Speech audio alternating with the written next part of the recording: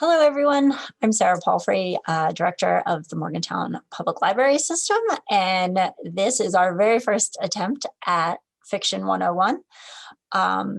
We are going to hopefully spend the next 12 months or so doing some deep dives into some of our favorite books, new books, classic books, focusing on a different genre each month.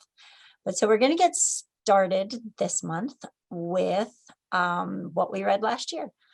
2020 was a lot of things, but it was also a really big year for books. The US print book sales rose 8.2% in 2020.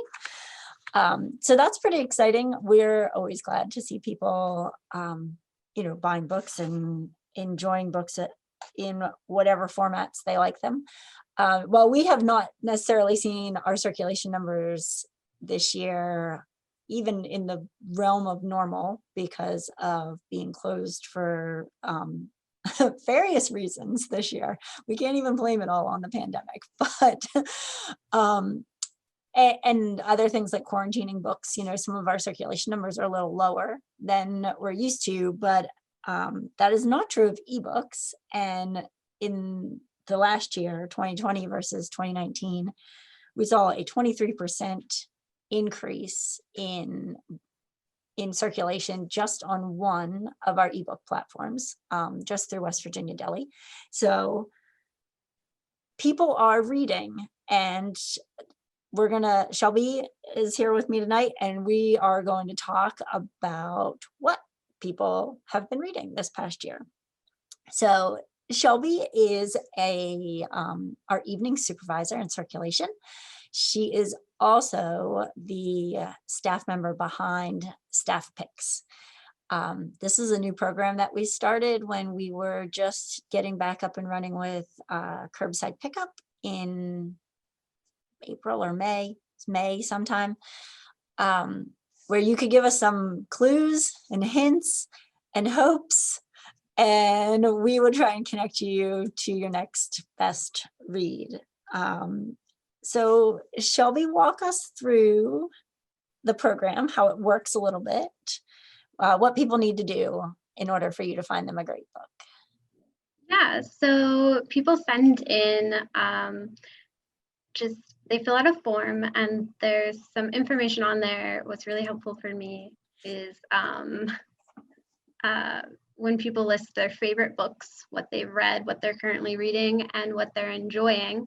And then I can use that to try to find similar books that have either similar themes or similar feel. And there are a lot of tools that I use to do this. Right, because I mean, contrary to popular belief, we have not read all the books in the library. Or do we spend most of our time reading books as much as we would all like to, right? Yeah. So we rely on each other a little bit, right? But we also use a lot of more formal tools than that. What are some of the things that you use to help match people up with books? So when I have a lot of time, I like to use Novelist. It breaks books down into different terms so that I can pull a lot of similar things. It talks a lot about the feel of books, which I think people frequently want books that feel familiar, even if it's a new book.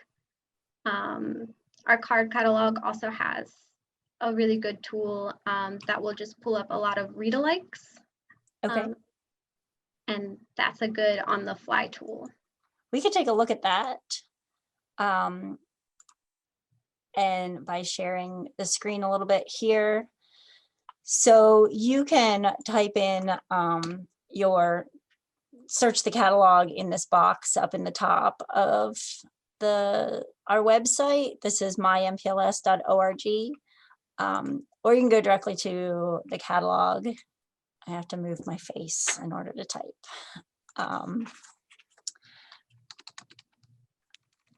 Well, I'm going to pull up one of my favorite books of the year.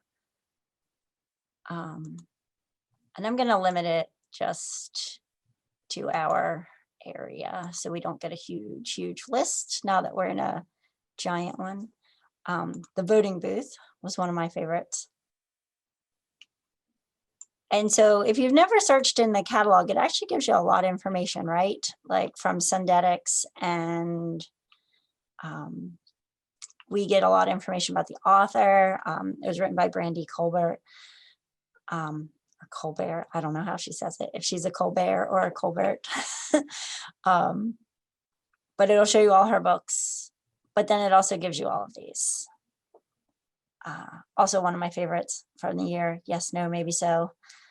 And so not as detailed as Novelist, right? But a quick glimpse of some similar things. It works for me. These are all my favorites. Like Yes, No, Maybe So was a great read I read this year. I love everything Elizabeth Acevedo has ever written. And We Are Not Free and Mad, Bad, and Dangerous to Know are both on my to be read lists, as well as a number of my favorite authors here too. Jason Reynolds, Nick Stone. She had a new middle grade book this year too that was really fantastic. And there's some reviews and reader reviews. You can leave your own reader review on there as well.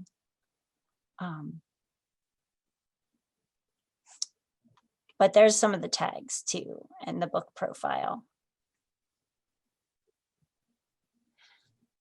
So we'll post some links on how to get to Novelist too. So if you want to get the deeper dive on those, you can do that. But that's like a whole show in and of itself, we decided.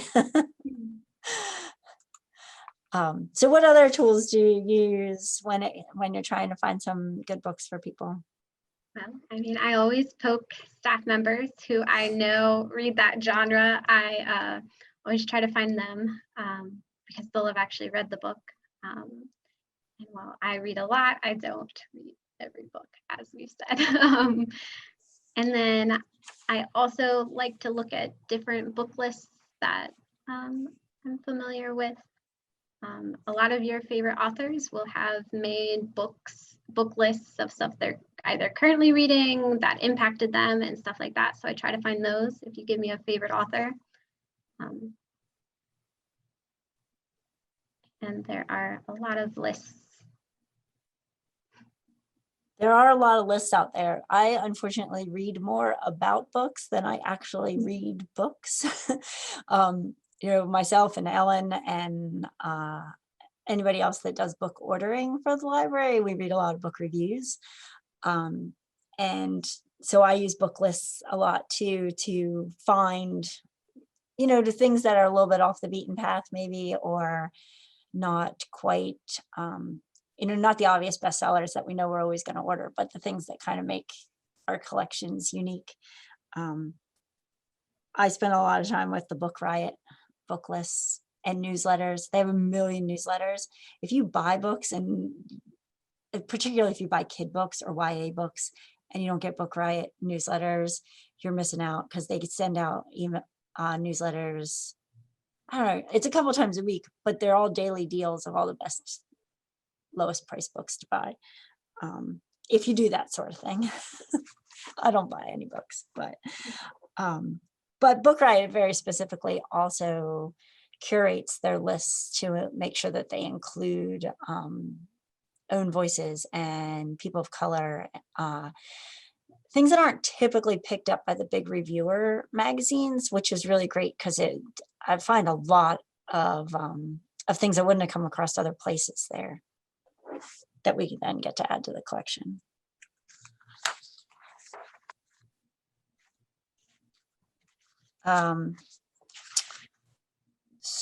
So what was what kind of books were people looking for this year in these uncertain times, as they are 2020 and all?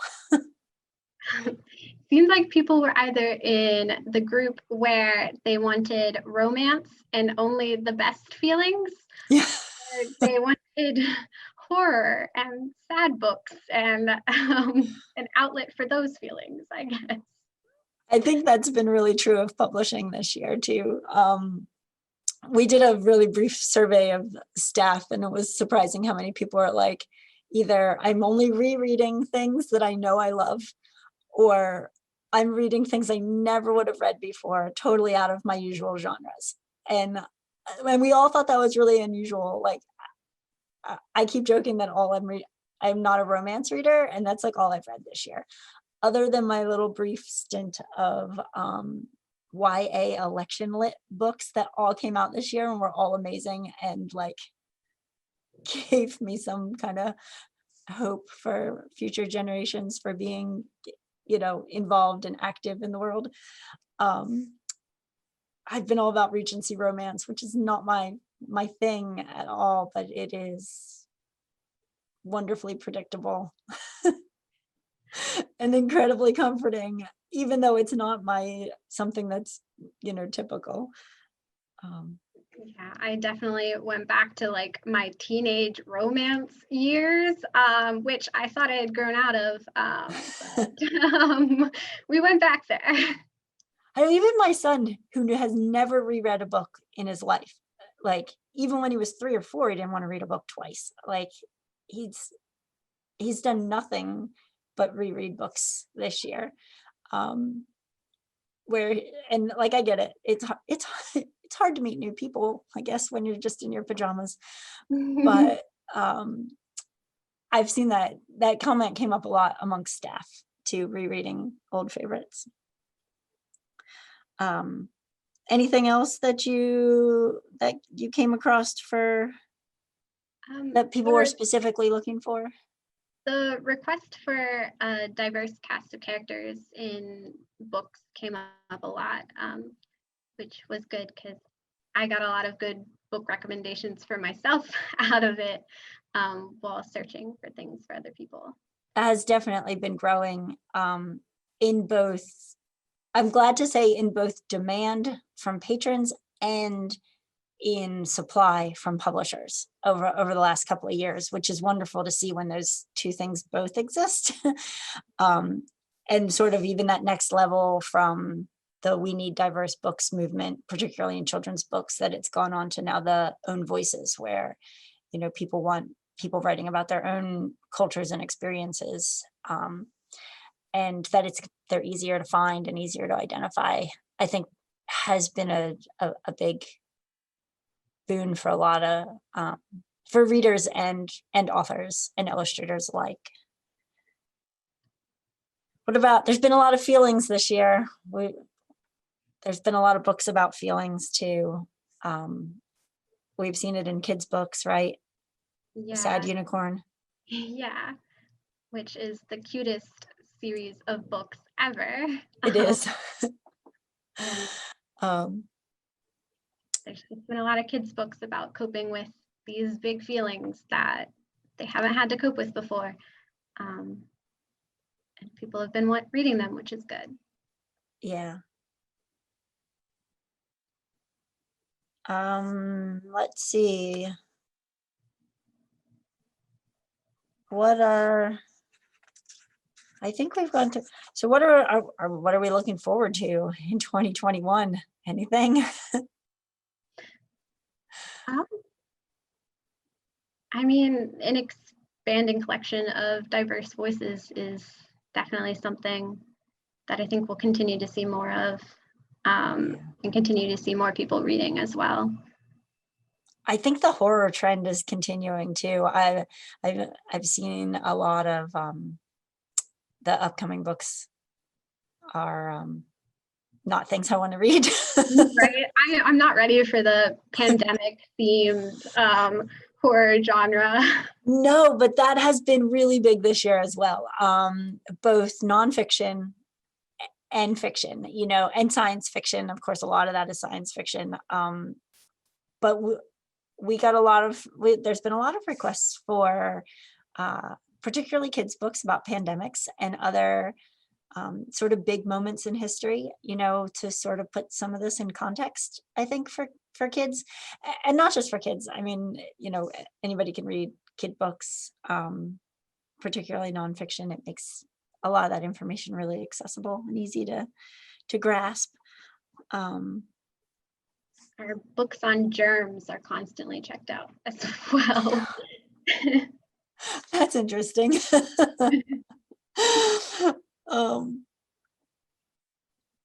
Anything else that we want to cover from the staff picks side of the world?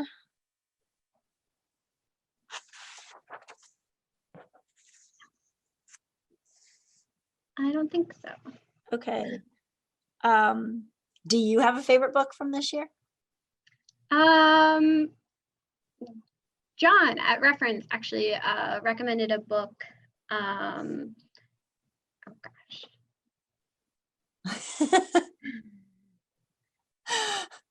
It always happens. And I read it, and I reread it this year as well, and it's really good. And it definitely checks a lot of boxes for diverse cast of characters. Quick read, and it's really, really good. What was it called? I'd laugh. Every Heart a Doorway. Oh, he told me to read that too. I thought it would be too scary for me, but it's not. There's not enough descriptions of gowns at the moment, apparently. I'm in a big Bridgerton mood. Sorry, it's a Netflix moment for me. But yeah, I think I mean, the voting booth was definitely one of my favorites. And Stamped Remix was one of my favorites too, which I listened to, which was amazing. Jason Reynolds books on audiobook are just a whole other level. It was, you felt like you were like on your own Magic School Bus trip through history on it, just seeing all the dots connect, and like you could just, through his voice in it, you could just visualize it. It was really, really impactful, and a great read and a great listen. I do try and listen to as many audiobooks as I can because I fall asleep when I read books. So I think we've probably gone way past our 15-minute goal. I didn't notice what time we started. But so this is the idea moving forward. We talked kind of randomly about a lot of things about how we pick books tonight, but we'll be back in February, or some version of library staff will be back in February. It's only right we talk about romance in February. I kind of hope I've moved on by then, but maybe I probably won't. So we'll try again. We'd love to hear, what your favorite book was of 2020. We've heard from a lot of people about how much more reading they've done this year. And so if you've read anything unusual or challenging, or just your favorite that you had to reread over and over again, share it in the comments, and we can put Shelby on the spot and get her to suggest some things that you might like, or link you to Novelist, and you can look for some new ideas for yourself, or even just identify what it is about those books that you really like. Like, I know that I like pace means a lot to me in a book, and plot, and it, like, if something's described as atmospheric, I usually, it can't keep me awake. If it's plot driven and fast paced and adventure and character driven, that's usually up my alley, which then helps me find other books that I like by knowing those things about myself, right? Okay, well, for more, if you want to get your next great read from Shelby, please contact her through the staff picks form, and she'll get back to you. We'll just ask you a couple quick questions about what you like: books, TV, movies, music, even, right? Anything. Even throwing in something you thought you would like, but then turns out you really hated, is really helpful as well.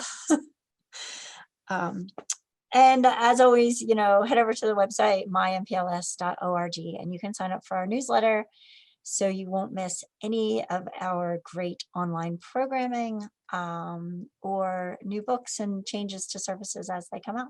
So hopefully we'll see you in the comments and next February. Thanks.